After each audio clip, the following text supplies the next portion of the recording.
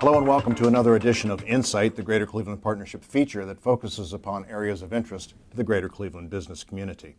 I'm Steve Lutner, and joining me today is Nick Gattosi, Vice President of Advocacy for the Greater Cleveland Partnership. Hi, Nick. Hi, Steve. Nick, you concentrate your efforts at the Greater Cleveland Partnership upon federal issues. You spend a lot of time in Washington, D.C. Let's talk about federal issues that relate to Northeast Ohio that you're going to be looking at in 2015. We'll start off with immigration, which is actually one that you say is going to be coming up pretty rapidly here. We expect that this will be one of the first policy issues that comes out of the gate, primarily because the Homeland Security Department was not funded through the end of the fiscal year.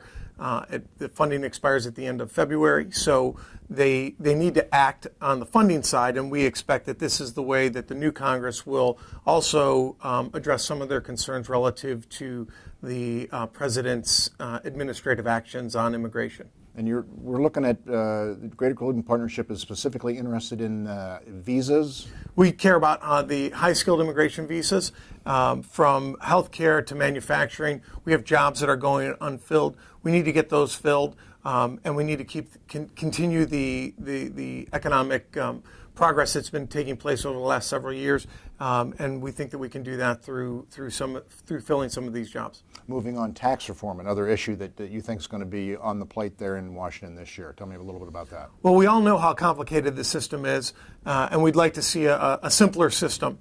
There were several proposals that were released in the last Congress, with Paul Ryan taking over the House Ways and Means Committee. We expect that he will be pushing the issue as well. Ohio will certainly play a role in that. Jim Renacci here in Northeast Ohio, Pat Tiberi out of Columbus, both serve on that committee. So we expect that there'll be a lot of activity in that committee. And all you need to do is talk to our businesses, and they'll tell you they need it. We need it on a personal level. So I expect that we'll see some real movement on it. Simply put, looking for simplification. Simplification, absolutely. Energy and the environment, yet another complex topic that you see that's become front and center here.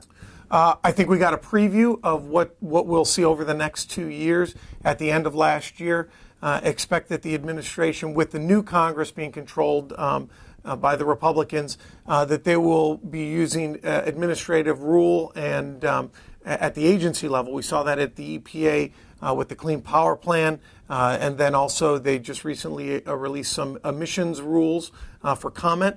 And so I expect that the GCP will be weighing in with comments of our own as this process continues, not only on these items, but other items that we would expect to come up in the next few years. Looking for a balance there. You know, it's a great point. We care about the environment, but there has to be a balance between what's happening in the environment and what's happening in business. We don't want to impact the manufacturing renaissance. We don't want to slow down the manufacturing renaissance that's happening here in Ohio and across the country. And last, arguably the elephant in the room, or the U.S. Capitol, is health care reform. As you mentioned, U.S. House controlled by Republicans, U.S. Senate controlled by Republicans in 2015. What do you see happening there? Well, there certainly will continue to be efforts to repeal the law. I think reasonable people will tell you that that's not going to happen. There will be efforts to impact areas of the law that haven't been implemented yet. And I think that we will see a lot of those activities. I also expect, just like with the EPA, we'll be playing in the rulemaking process. We'll be observing and commenting as we go forward. Obviously, healthcare is a large part of our economy here in Northeast Ohio.